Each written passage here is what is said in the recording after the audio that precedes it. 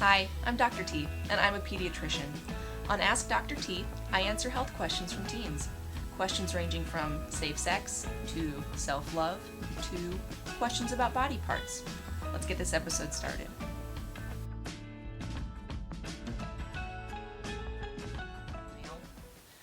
These questions are all about orgasms for female anatomy. First question, why can't I have an orgasm? Okay, so the main sources of an orgasm for those with female anatomy are going to be the clitoris and the vagina. Nipple orgasms are also possible, but the clitoris is going to be the main spot, followed by the vagina. So if you are having a hard time orgasming, the first thing I would say is do some self-exploration.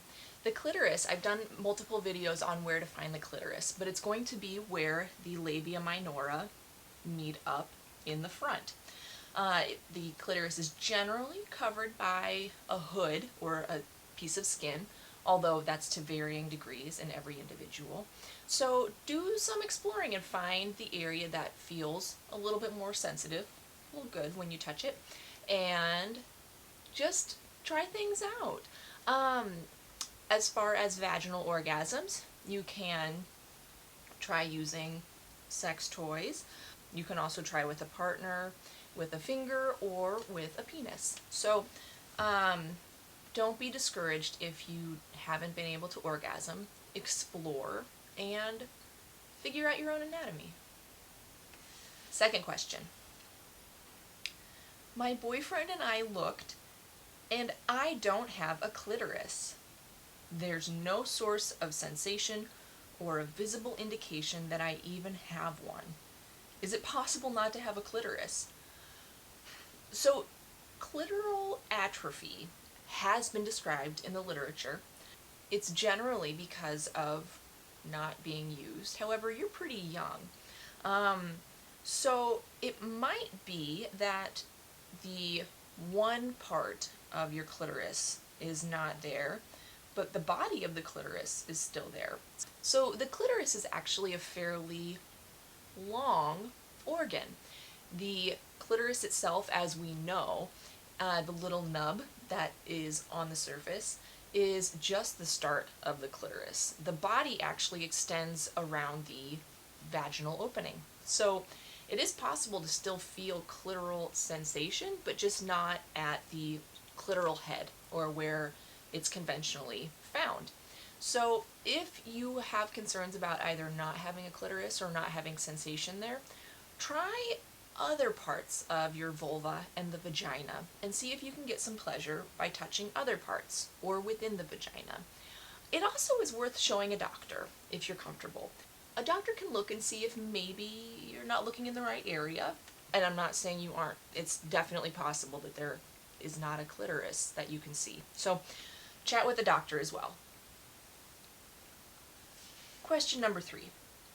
My clitoris is extremely sensitive to the point where it's torture to touch. Basically, I get tired out quickly when having sex and it feels like sensory overload. Is this normal? So the clitoris itself is extremely sensitive. It's actually got multiple times the nerve endings that the penis does. So it can be very, very sensitive to touch. The clitoral hood, or the piece of skin that covers the clitoris, can provide some sort of protection from that intense sensation.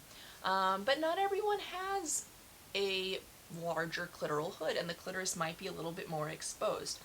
In those situations, I would then work with your partner, work in different positions to a point where there isn't so much pressure or touch on your clitoris. There are, again, plenty of ways, maybe going from the back, that would put less pressure on the clitoris and make sex a little bit more pleasurable for you. But one other thing you could do is if there's oral sex being performed, using a dental dam is actually an extra layer, so it would be like a layer of latex, but having that dental dam on there may actually help reduce some of the sensitive parts of the clitoris and improve things for you. So dental dams, and try different positions.